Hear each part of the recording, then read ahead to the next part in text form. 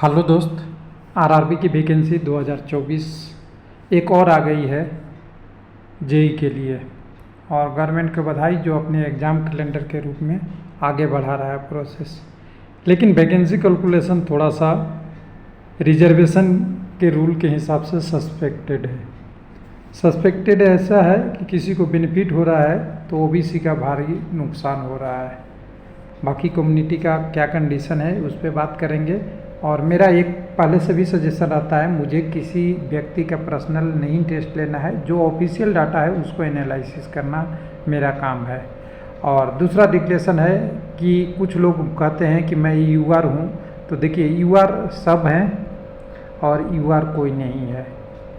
कहने का मतलब है कि यूआर आज के डेट में वही होता है जो मेरिट में सबसे ऊपर होता है, और यूआर का फुल फॉर्म वही है अनरिजर्व।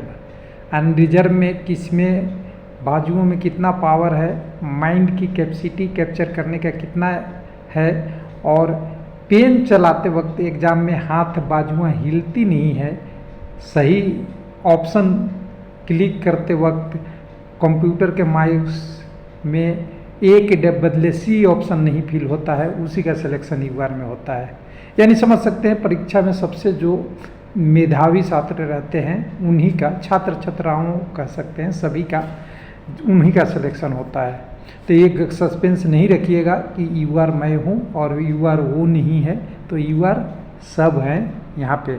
और आज के डेट में भारत सरकार ने सबको अच्छा कर दिया है कि बेनिफिट सबको दे दिया है।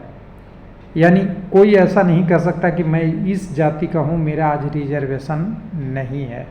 हर व्यक्ति का किसी न किसी रूप से रिजर्वेशन मिल रहा है, किसी को जाति के आधार पे, किसी के 8 लाख इनकम के आधार पे, किसी की ज़मीन के आधार पे, या पहले नहीं रिजर्वेशन मिला था उसके आधार पे अब मिल रहा है जो इनकम से नीचे हैं उनके लिए। यानी आज के डेट में सभी के लिए आरक्षण लागू है, तो यूआर सबके लिए है। कैसा लगा? बुरा तो लगेगा कुछ लोगों को, लेकिन हकीकत यही है। और जिस दिन जो हकीकत समझ गए उन्हें समझ में आ जाएगा कि प्रैक्टिकल क्या चीज़ें है। तो चलिए कोई बात नहीं, जिनको जो कहना है कहते रहेंगे, उनसे हमें नहीं लेना देना होता। सवाल यहाँ पे आपके सामने है।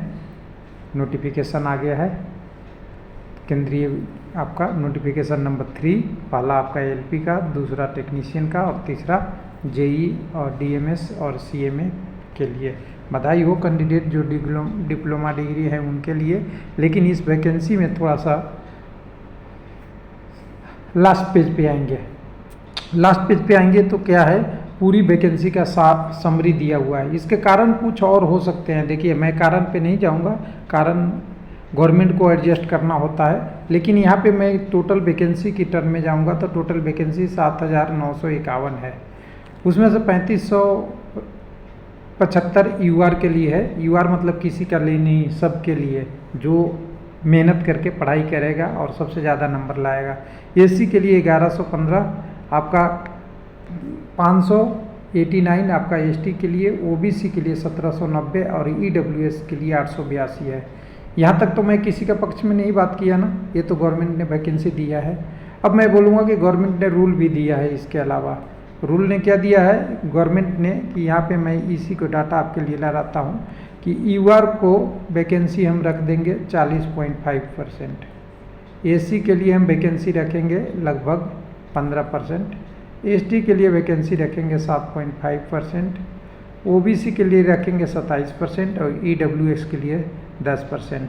यानी इसमें तो सब लोग आ गए हैं, सभी को रिजर्वेशन मिल गया। या तो आप एससी होंगे या एसटी होंगे या ओबीसी होंगे या ईडब्ल्यूएस होंगे। अगर नहीं है तो आपके पास इतने पैसे हैं कि इन सारे बेनिफिट में नहीं ले रहे हैं।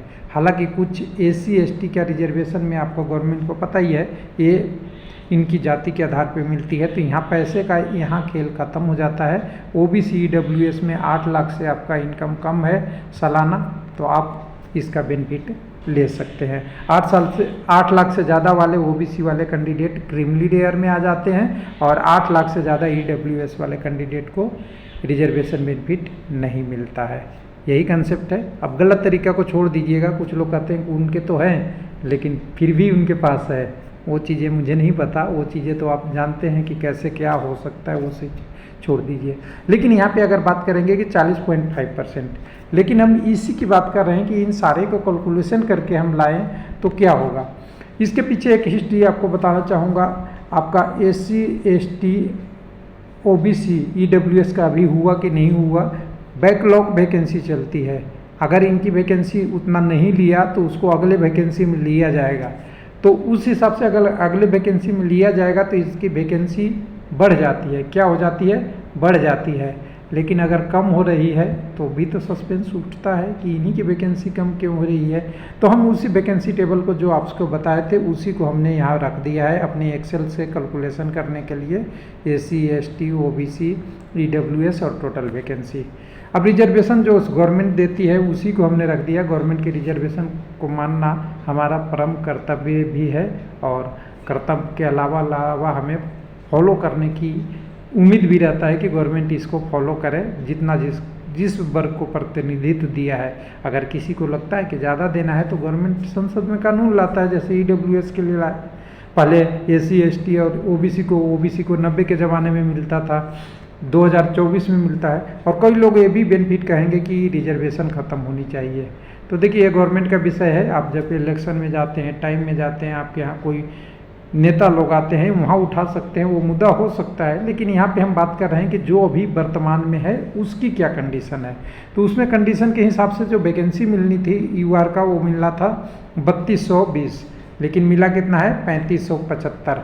यानी टोटल वैकेंसी मिली है 44.96%, यानी 4.46% ज़्यादा मिली है। देखा देते हैं, बड़ा कर देते हैं, 4.46% UR में ज़्यादा वैकेंसी गई है। कष्ट तो हमें भी नहीं होगा, क्योंकि आप मान लीजिए तो आपको भी नहीं होगा, आपको भी नहीं होगा, आपको भी नहीं होगा, EWS को भी नहीं होगा, क्योंकि UR तो वैकेंसी सबकी है। मैंने ही स्टेटमेंट दिया है। कुछ लोग कहते हैं कि UR तो मेरा है, तब कष्ट होगी कि SC ST OBC इसमें तो जा नहीं सकते, EWS में भी विन नहीं जाएंगे इसमें, तो फिर UR किसका रहेगा? तो UR सबका है ना, तो सबका है, तो ये 4% बढ़ा, सबका बढ़ गया, कोई दिक्कत नहीं है। चलिए चलते हैं दूसरे टॉपिक पे। दूसरा टॉपिक है SC कैंडिडेट। SC कैंडिडेट को वैकेंसी आनी चाहिए थी, अगर इनको 15% रिजर्वेशन देना है तो 1192 दिया है, 1115। माइनर कम ज़्यादा हो सकता है, क्योंकि कई जगह 1-2 पोस्ट रहता है, उसका परसेंटेज सभी पोस्टों के लिए नहीं निकल पाता है। लेकिन उसका कंपनसेशन किसी न किसी रूप से उसी RRB में करना होता है, क्योंकि सबकी कोटा पूरा करना होता है, वो नहीं करता हुआ दिख रहा है। तो चलिए कोई नहीं है, 80-85 वैकेंसी कम है, परसेंटेज में 0.98% का कम हो रहा है, यानी 14.0% इनको रिजर्वेशन, 0.2% रिजर्वेशन मिल रहा है। उसी तरह अगर ST में बात करेंगे, शेड्यूल ट्राइब में, तो यहाँ पे शेड्यूल ट्राइब के जो वैकेंसी है 589 है और मिला है 596। तो करीब करीब कह सकते हैं 589 से 596 होनी चाहिए थी। तो बहुत ज़्यादा डिफरेंस नहीं है दोनों का, बहुत आसपास में ही है, 7 वैकेंसी की अंतर पड़ी है, जिसलिए परसेंटेज में तो इनका तो बहुत कुछ रिफ्लेक्ट नहीं हो रहा है, लगभग मिल गया है। लेकिन अब बात करते हैं OBC का। आपने बिहार का जनगणना देखा होगा, 59 या 58% जनसंख्या OBC की है और रिजर्वेशन 27% मिल रही है। बाकी का अलग अलग कंडीशन था बिहार में। हालांकि ST की जनसंख्या बहुत कम है, रिजर्वेशन सेंट्रल गवर्नमेंट वाले जॉब का ज़्यादा मिलता है, स्टेट वाला में कम है, वो सबको पता है।